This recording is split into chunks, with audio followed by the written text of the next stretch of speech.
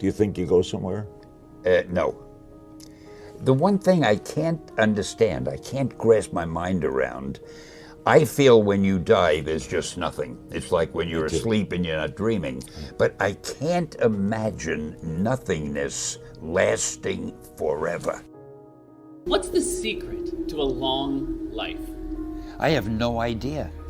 To me, it's still been a short life. I hope it goes on a lot longer. I think being interested in what you're doing.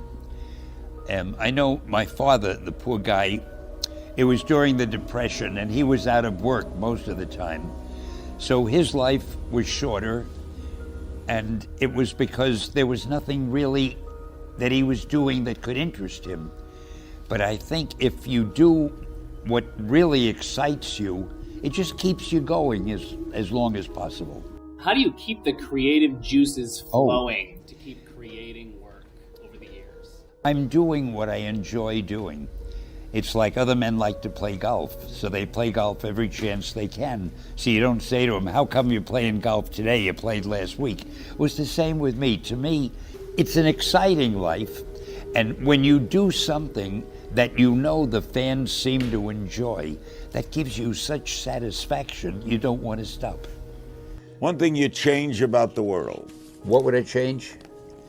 I'd make people not hate each other because of their religion, because of their nationality, because of any stupid reason. If we could abolish hatred, we live on this gorgeous planet. There's a character I wrote called the Silver Surfer, and I always had him making those kind of remarks, philosophical things about, he was from another world, and he said, why don't we realize we're on a planet that gives us everything, food, beautiful weather, sun, everything.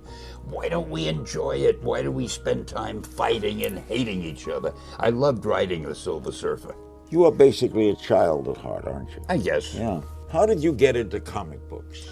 Purely by accident.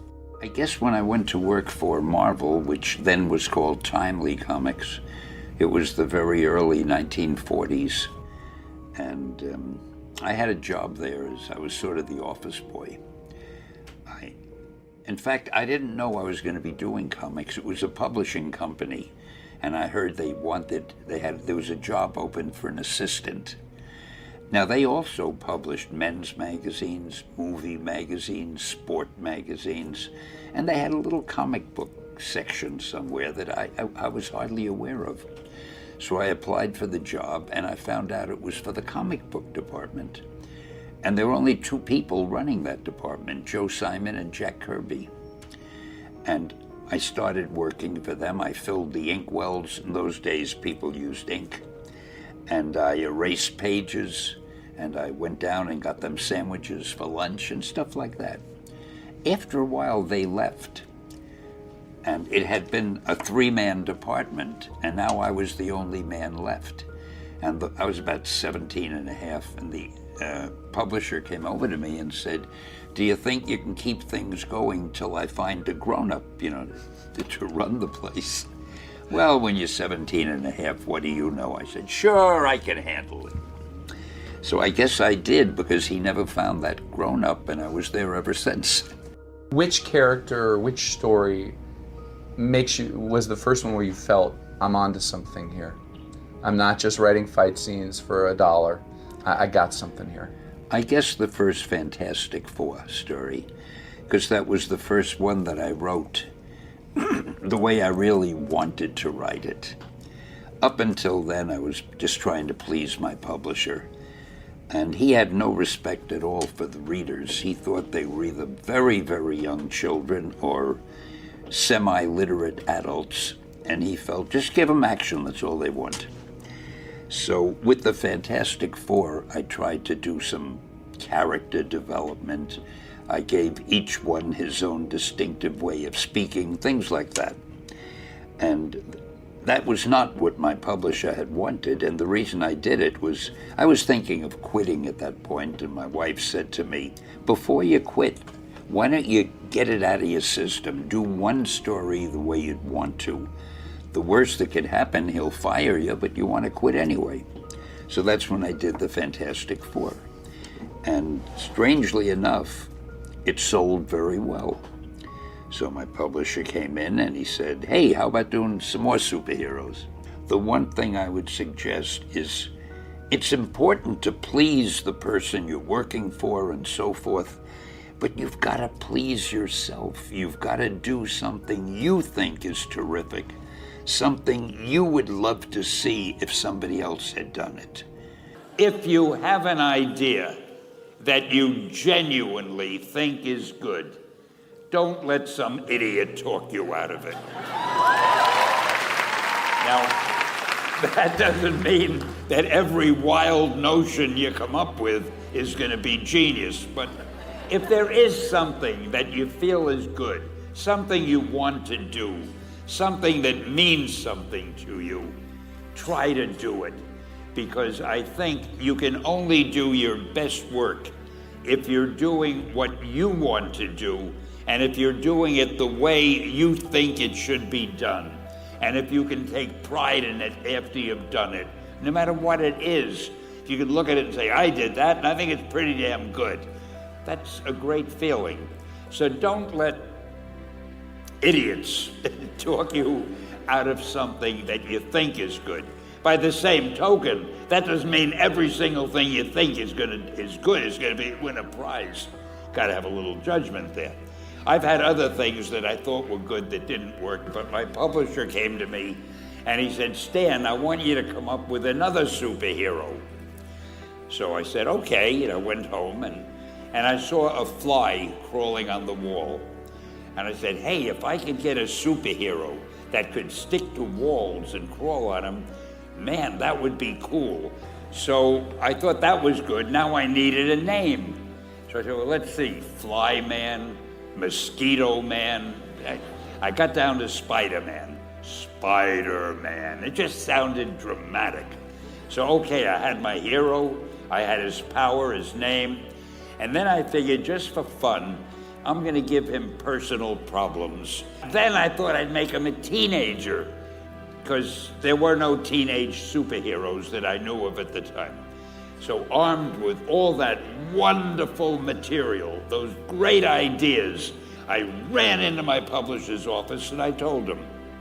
This was the reaction he gave me. Stan, that is the worst idea I have ever heard. First of all, people hate spiders, so you can't call a hero Spider-Man. You want him to be a teenager?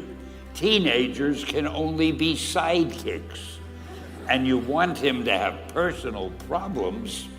Stan, don't you know what a superhero is? They don't have personal problems. Well, I left the office disappointed, but obviously a much wiser man. And I couldn't get Spider-Man out of my system. So we were about to kill a magazine. I think it was called Amazing Fantasy. Just to get it out of my system, I put Spider-Man in Amazing Fantasy, featured him on the cover, forgot about it. A month later, all the sales figures came in. My publisher came racing into my office. Stan, you remember that character we both loved so much, Spider-Man? Let's do him as a series. Are there some real-life modern-day heroes in your mind? Who in the world do you admire a lot? There are a lot of servicemen that I meet when I go to conventions and we talk. People in service in this country, I have great admiration for.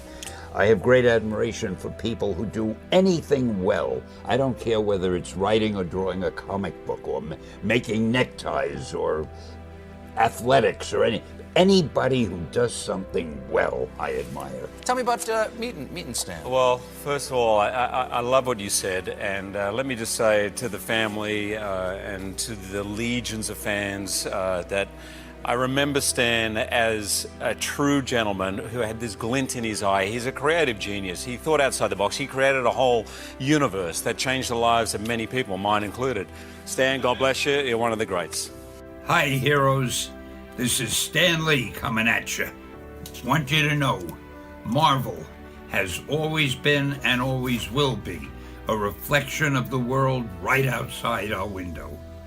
That world may change and evolve, but the one thing that will never change is the way we tell our stories, of heroism. Those stories have room for everyone, regardless of their race, gender, religion, or color of their skin. The only things we don't have room for are hatred, intolerance, and bigotry. That man next to you, he's your brother. That woman over there, she's your sister. And that kid walking by, hey, who knows? He may have the proportionate strength of a spider. We're all part of one big family, the human family. And you're part of that family. You're part of the Marvel universe that moves ever upward and onward to greater glory.